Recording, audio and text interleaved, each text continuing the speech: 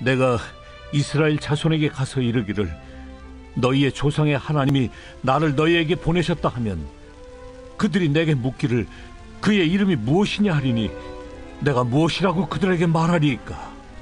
나는 스스로 있는 자니라. 너는 이스라엘 자손에게 이같이 이르기를 스스로 있는 자가 나를 너희에게 보내셨다 하라. 너는 이스라엘 자손에게 이같이 이르기를 너희 조상의 하나님 여호와 곧 아브라함의 하나님, 이삭의 하나님, 야곱의 하나님께서 나를 너희에게 보내셨다 하라. 이는 나의 영원한 이름이요 대대로 기억할 나의 칭언이라. 너는 가서 이스라엘의 장로들을 모으고 그들에게 이르기를 여호와 너희 조상의 하나님 곧 아브라함과 이삭과 야곱의 하나님이 내게 나타나 이르시되 내가 너희를 돌보아 너희가 애굽에서 당한 일을 확실히 보았노라.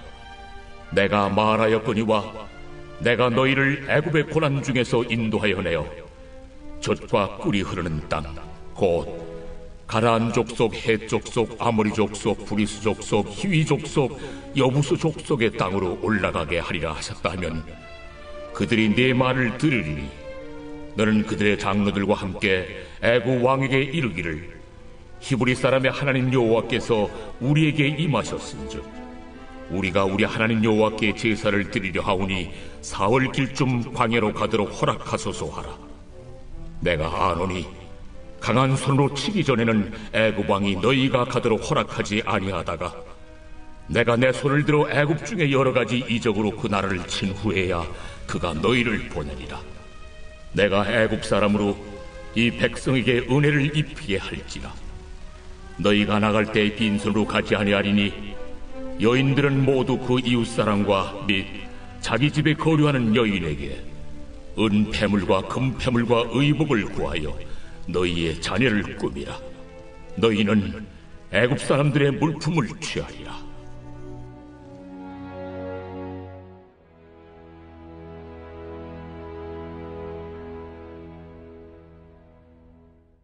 (4월 10일) 토요일.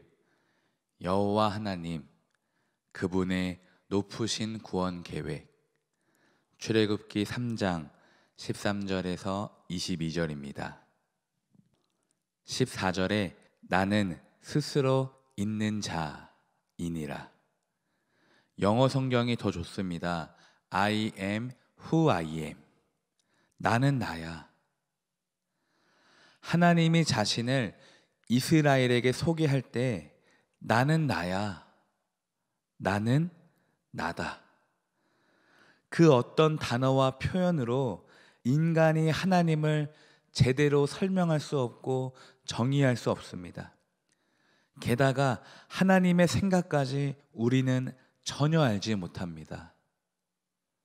오늘 등장인물 가운데 단 한 사람도 하나님의 생각을 읽지 못합니다.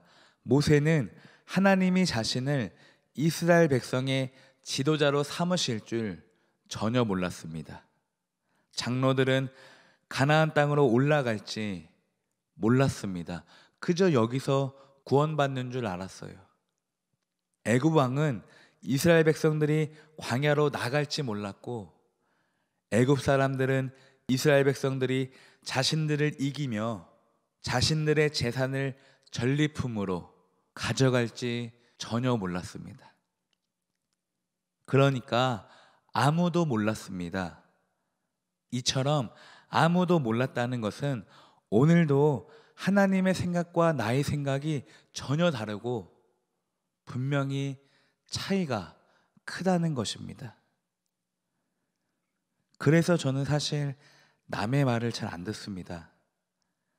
그 사람의 말은 그 사람의 생각일 뿐 하나님의 생각이 아니기 때문입니다. 그렇다고 제 생각에만 확신을 가지지 않습니다. 내 생각은 내 생각일 뿐 하나님의 생각이 아닐 때가 많았기 때문입니다. 그래서 우리는 생각나는 대로, 느껴지는 대로, 심지어 하나님의 뜻인 양 말을 전달하면 죄를 범하는 것입니다. 그런데 오늘 본문에서 우리가 잡아야 할 것은 예배는 언제나 옳다는 것입니다. 예배에 대한 하나님의 생각이 오늘 본문에 쓰여 있기 때문이에요. 18절에 우리가 하나님께 제사를 드리게 허락하옵소서. 사랑하는 성도 여러분, 오늘도 우리의 예배를 방해하는 세력이 분명히 있습니다. 그것이 코로나 방역이든 믿지 않는 가족이든 그 어떤 이유도 하나님 앞에 예배 못 드릴 만한 핑계거리가 되지 않습니다. 그러므로 20절에 내가 내 손으로 친 후에야 그가 너희를 보내리라.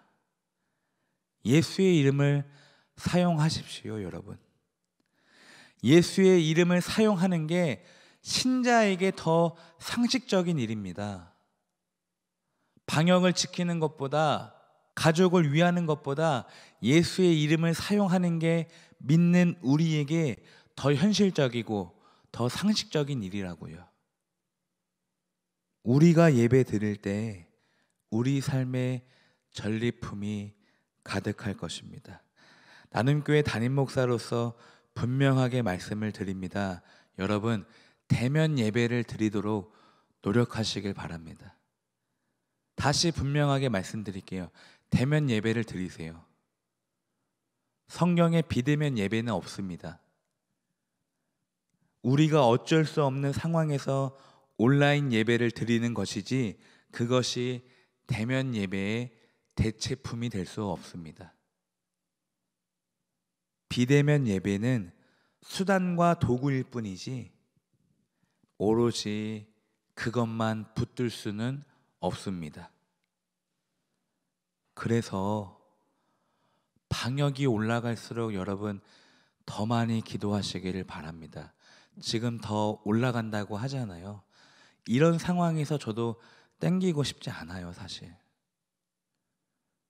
그런데 비대면 예배를 드리면서도 대면 예배가 중요하다는 것을 알고 드리는 것과 지금은 이런 상황이니까 비대면 예배밖에 드릴 수 없어 라고 마음을 먹고 드리는 것은 너무나 다르다는 것이에요.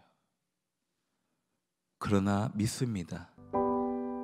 비대면 예배를 선택할 수밖에 없는 여러분의 신앙을 믿고요. 거기서도 열심히 예배하고 기도하고 온라인으로 헌금 보내는 여러분들의 신앙을 저는 믿습니다.